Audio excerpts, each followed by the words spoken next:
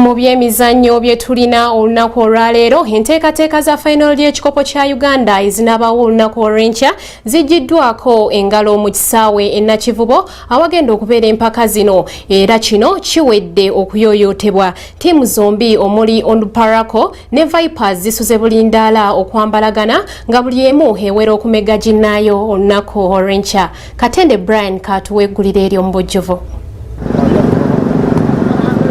Mu kutendekebwa kwa Kasememe okubadde mu kisaawe Nakivubo enkya ya leero, omutandisi wa klabu ya Onduparaka FC Kabonge Alan ategeezezza nga bw'atesitese obulungi abasambi be era nakunga abagizi babe bonna mu ggwanga okujja mu bungi olunaku olw'enkya abawagira ttiimu yaabwe. Tugenda kusamba omupiira omuyonjo omupiira okugenda okusikiriza abantu bonna okubeera nga bagenda kunyumirwa kye tugenda osamba kubanga ekisinga obukulu nze njagala nnyo abantu abazze okulaba omupiira okuddayo nga basanyufu.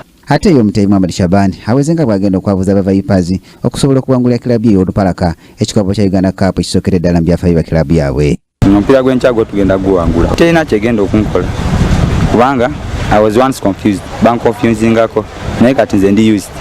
Ate bo aba klabu ya Vipers batendekeddwa ku kisaawe kya St Mary's ekitende era nabo ne bawera okufaafagana ne Onduparaka. Kilabu ya Onduparaka okutuuka ku final ya Uganda Cup yajjamu Entebbe United ku mugatte gwa ggoolo nnya ku bwereere ate Vipers n'ejjamu banatamigwa ba liigi y'eggwanga sizoni eno aba KCC FC ku mugatte gwa ggoolo 2-1. Vipers yekyazizza Onduparaka FC mu kisaawe Nakivubo era ng'omupiira gwa kutandika ssaawa 10 ez'olweggulo. Kino kye kisaawe ky'e Nakivubo awateekeddwa empaka za final y'ekikopo kya Uganda Cup era nga ebyokwenda binyozeddwa bulungi n'ekisaawe kiyoyoteddwa bulungi okutuukana n'omutindo gw'ensi yonna. Final eri wakati wa tiimu ya Vipers ne Onduparaka okuva mu district ya Arua era nga yakuba olunaku olw'enkya ng'omupiira gwa kutandika ssaawa 10 ez'ennyiri ez'olweggulo. Ku lwa Kingdom TV amalindi ag'ebyemizannyo nze munabyemizannyo Brian Katende. This is Kingdom TV.